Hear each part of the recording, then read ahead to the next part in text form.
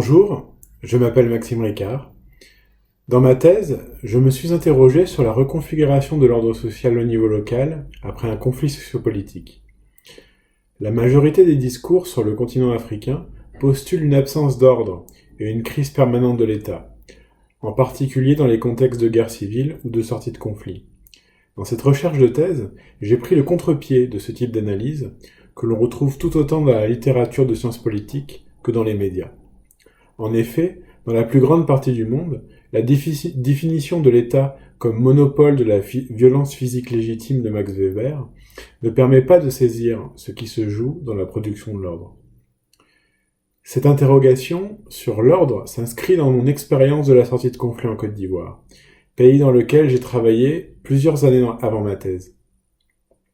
Dans la transition entre guerre et paix, j'ai pu découvrir un ensemble d'acteurs qui travaillent, négocient ou s'opposent pour maintenir l'ordre. Ils sont les acteurs de la pluralisation de l'activité policière. Ils répondent à des besoins locaux, mais aussi sont le produit de tensions sociopolitiques profondes dans la société ivoirienne. Je me suis donc demandé comment la pluralisation de l'activité policière est construite dans l'ordre sociopolitique ivoirien en sortie de conflit.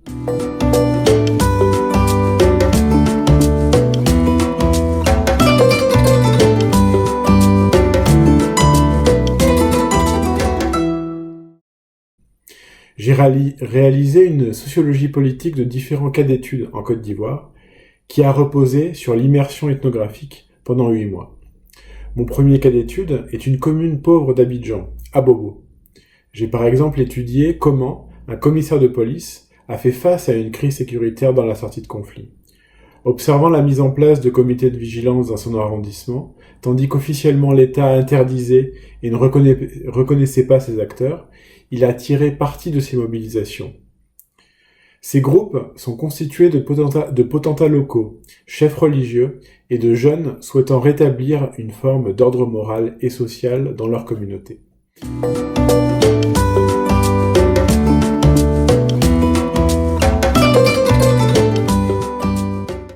Mon deuxième cas d'étude s'intéresse au rôle des chasseurs d'oiseaux dans la Côte d'Ivoire rurale à l'ouest. Ces acteurs ont participé au conflit en Côte d'Ivoire en s'engageant du côté des rebelles, qui contrôlaient le nord du pays depuis le début de la guerre civile en 2002.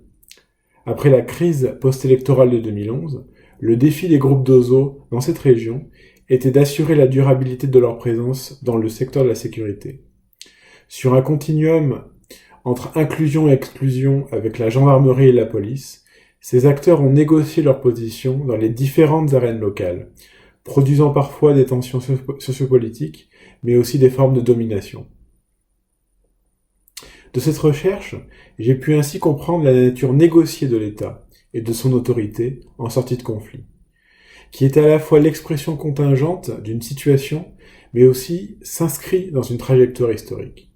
L'étude du vigilantisme permet de comprendre des jeux d'alliance complexes entre un pouvoir d'État lui-même pluriel, cherchant à affirmer son autorité et légitimité, et des groupes sociaux qui doivent construire ensemble des arrangements et bricolages sécuritaires.